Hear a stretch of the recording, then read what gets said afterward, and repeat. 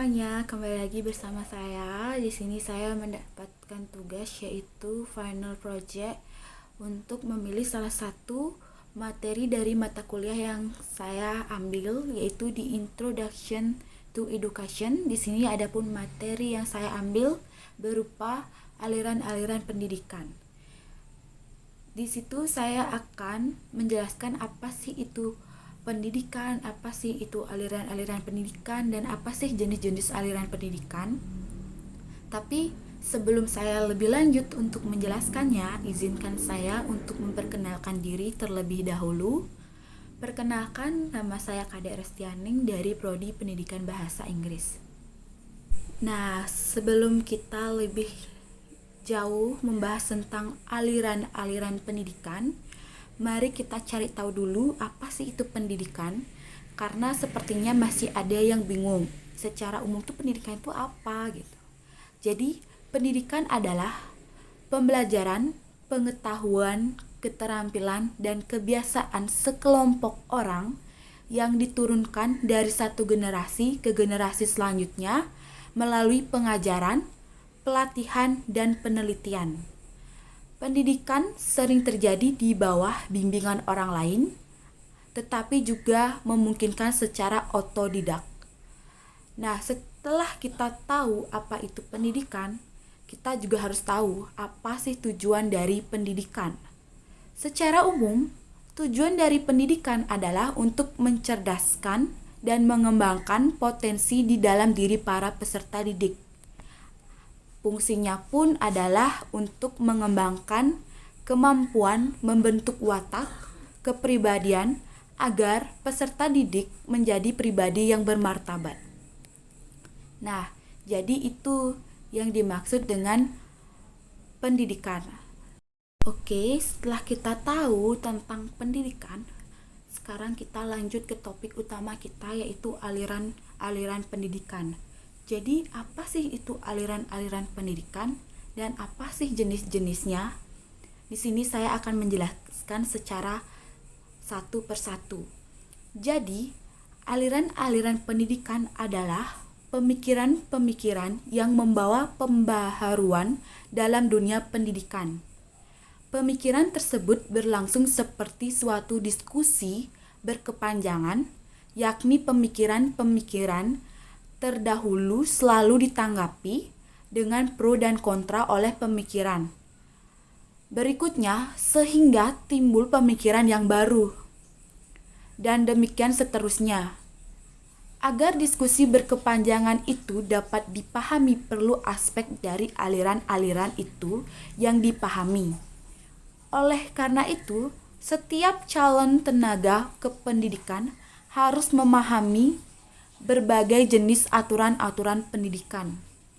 Dalam dunia pendidikan, setidaknya terdapat 3 macam aliran pendidikan, yaitu aliran klasik, aliran modern, dan aliran pendidikan pokok di Indonesia. Di sini saya akan menjelaskan satu persatu dari ketiga jenis aliran tersebut.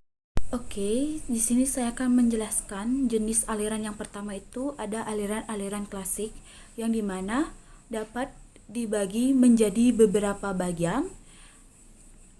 Adapun bagian pertama itu ada empirisme. Jadi, empirisme adalah segala kecakapan dan pengetahuannya terbentuk dan ditentukan oleh pengalaman. Sedangkan pengalaman yang didapatkan dari lingkungan atau dunia luar melalui indera sehingga dapat dikatakan lingkunganlah yang membentuk perkembangan manusia atau anak didik. Bahwa hanya lingkunganlah yang mempengaruhi perkembangan anak. Contohnya, sederhananya ketika bayi mencoba menggunakan indera pengecapnya, dia belum mengerti bahwa rasa itu apa. Namun, dia dapat mengerti bahwa hal itu menyenangkan sehingga dia sudah dapat menerima atau menolak sesuatu yang diberikan pada indera pengecapnya. Dari situlah dia mulai mendapatkan pengetahuan di hidupnya. Berikutnya ada nativisme. Nativisme itu adalah lingkungan sama sekali tidak mempengaruhi apalagi membentuk kepribadian anak. Jika pembawaan jahat akan menjadi jahat, jika pembawaannya baik akan menjadi baik. Jadi, lingkungan yang diinginkan dalam perkembangan anak adalah lingkungan yang tidak dibuat-buat, yakni lingkungan yang alami. Contoh dari pandangan nativisme adalah anak mirip orang tuanya secara fisik dan akan mewarisi sifat dan bakat orang tuanya. Oke, bagian ketiga itu ada naturalis. Dengan kata lain, jika pendidikan diartikan sebagai usaha sadar untuk mempengaruhi perkembangan anak, seperti mengarahkan, mempengaruhi, menyiapkan, menghasilkan, apalagi menjadikan anak ke arah tertentu, maka usaha tersebut hanyalah berpengaruh jelek terhadap perkembangan anak. Tetapi, jika pendidikan diartikan membiarkan anak berkembang sesuai dengan pembawaan dengan lingkungan yang tidak dibuat-buat atau alami, maka pendidikan yang dimaksud terlahir ini berpengaruh positif terhadap perkembangan anak. Sebagai contoh, pada masa anak-anak, mengembangkan panca indera dilakukan melalui kegiatan anak itu sendiri untuk mengarahkan tingkah laku anak tidak diperlukan. Yang penting adalah pengembangan alam atau lingkungan sebagai peristiwa yang terjadi di dalamnya. Dan yang keempat, kita ada konvergensi. Jadi, bahwa pembawaan dan lingkungan kedua-duanya menentukan perkembangan manusia. Aliran ini memadukan antara pembawaan sejak lahir dengan pengaruh lingkungan yang diistilahkan dengan faktor dasar dan faktor ajar.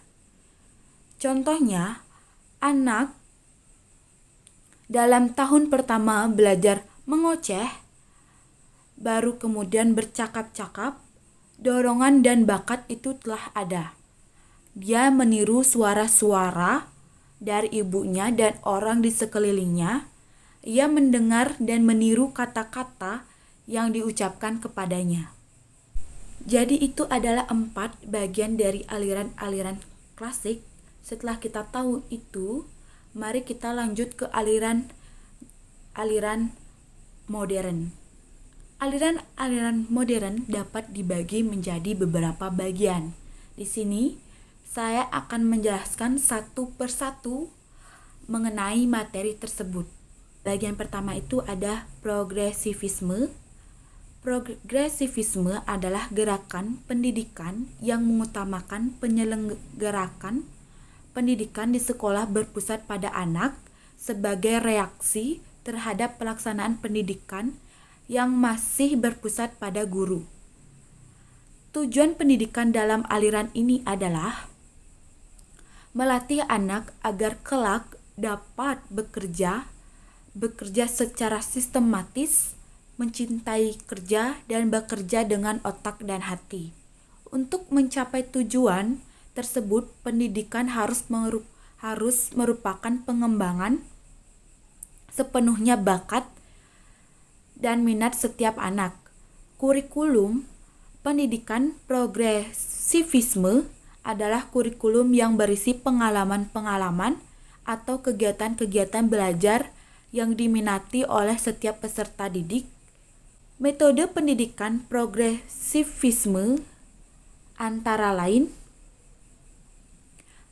metode belajar aktif, metode monitor kegiatan belajar, metode penelitian ilmiah. Oke, yang bagian 2 yaitu ada esensialisme. Esensialisme modern dalam pendidikan adalah gerakan pendidikan yang memprotes gerakan progresivisme terhadap nilai-nilai yang tertanam dalam warisan budaya atau sosial.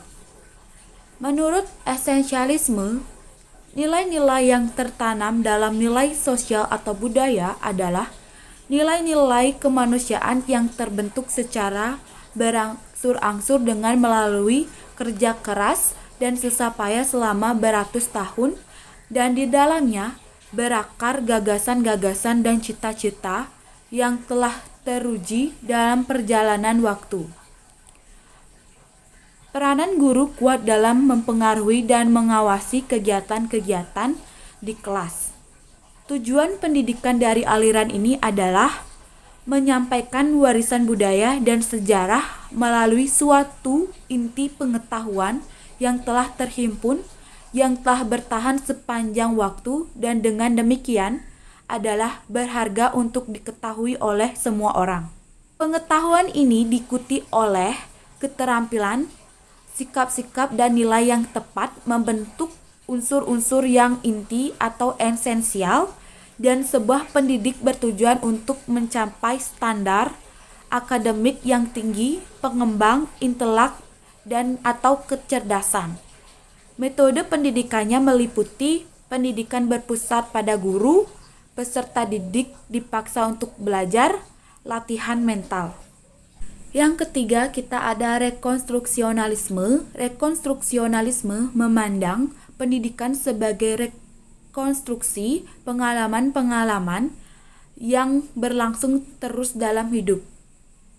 Sekolah yang menjadi tempat utama berlangsungnya pendidikan haruslah merupakan gambaran kecil dari kehidupan sosial di masyarakat. Sekolah-sekolah rekonstruksional berfungsi sebagai lembaga utama untuk melakukan perubahan sosial, ekonomi, dan politik dalam masyarakat. Tujuan pendidikan rekonstruksionis adalah membangkitkan kesadaran para peserta didik tentang masalah sosial, ekonomi, dan politik yang dihadapi umat manusia dalam skala global dan mengajarkan kepada mereka keterampilan-keterampilan yang diperlukan untuk mengatasi masalah-masalah tersebut. Kurikulum dalam pendidikan rekonstruksionalisme berisi mata-mata pelajaran yang berorientasi pada kebutuhan-kebutuhan masyarakat masa depan. Yang keempat ada konstruktivisme. Aliran ini dikembangkan oleh Jean Piaget melalui teori perkembangan kognitif. Piaget mengemukakan bahwa pengetahuan merupakan interaksi kontinu antara individu satu dengan lingkungannya. Artinya, pengetahuan merupakan suatu proses, bukan suatu barang.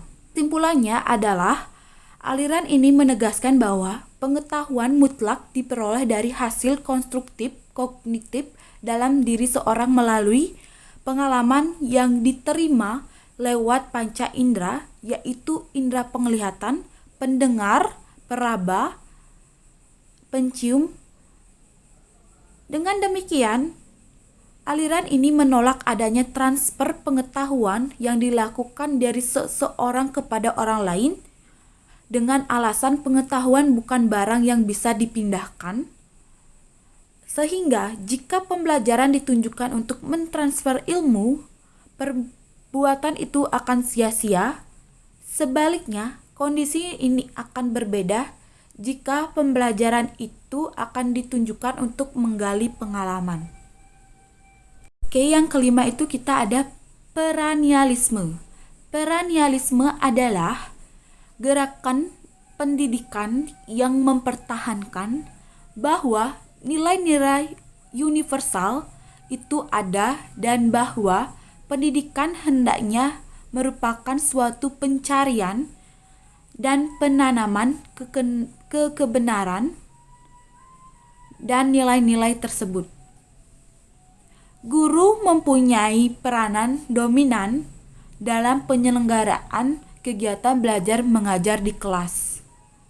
Oleh karena itu, peserta didik harus dibiasakan untuk berlatih berpikir secara dini. Pada awalnya, peserta didik diberi kecakapan-kecakapan dasar seperti membaca, menulis, berhitung. Selanjutnya perlu dilatih pula kemampuan yang lebih tinggi seperti berlogika, retorika, dan bahasa. Selanjutnya yang keenam itu ada idealisme. Aliran idealisme merupakan suatu aliran ilmu filsafat yang mengagungkan jiwa. Menurutnya, cipta adalah gambaran asli yang semata-mata bersifat rohani, dan jiwa terletak di antara gambaran asli atau cipta dengan bayangan dunia yang ditangkap oleh panca indera. Pertemuan antara jiwa dan cipta melahirkan suatu angan-angan, yaitu dunia idea. Aliran ini memandang serta menganggap bahwa yang nyata hanyalah idea. Tugas ide adalah memimpin budi manusia dalam menjadi contoh bagi pengalaman.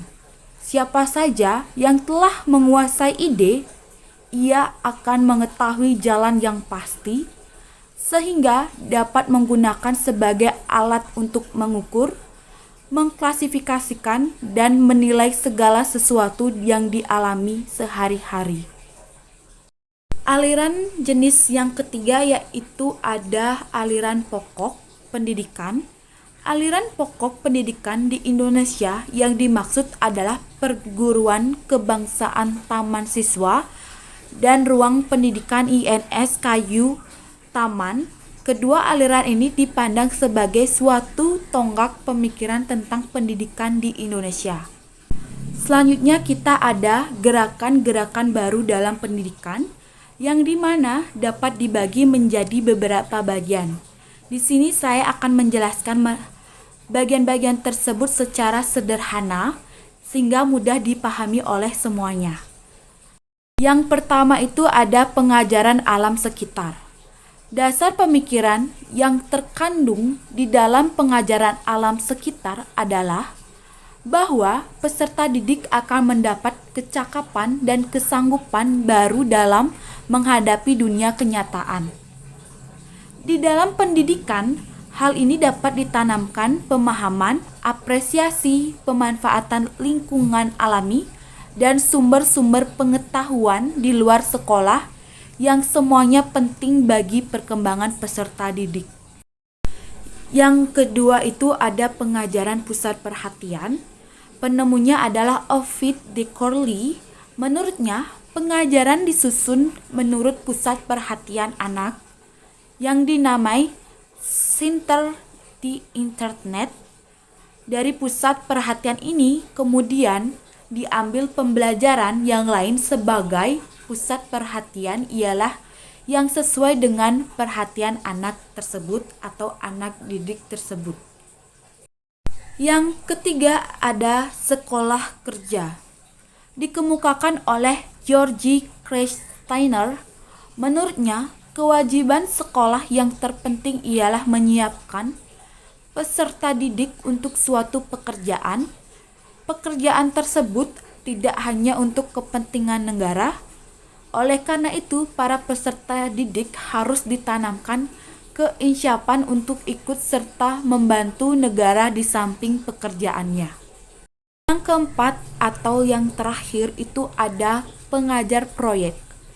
Konsep ini dikemukakan oleh W.H. Kilpatrick. Dia menanamkan pengajar proyek sebagai suatu kesatuan tugas yang sesuai dengan kebutuhan peserta didik dan secara teratur dikerjakan bersama-sama dengan temannya. Ini sejenis kerja kelompok ya. Baiklah, karena semua materi sudah saya jelaskan secara sederhana, saya berharap teman-teman semua paham apa sih itu pendidikan, fungsi, tujuan, dan jenis-jenis dari aliran-aliran pendidikan tersebut. Jika kalian ada pertanyaan, kalian bisa sampaikan atau ketik di komen YouTube saya. Nanti akan saya jawab di sana. Terima kasih buat teman-teman semua yang sudah menyaksikan video singkat saya ini terkait materi aliran-aliran pendidikan. Semoga bermanfaat buat kita semua. Dan sampai jumpa dengan tugas-tugas lainnya. Terima kasih semuanya. Bye-bye.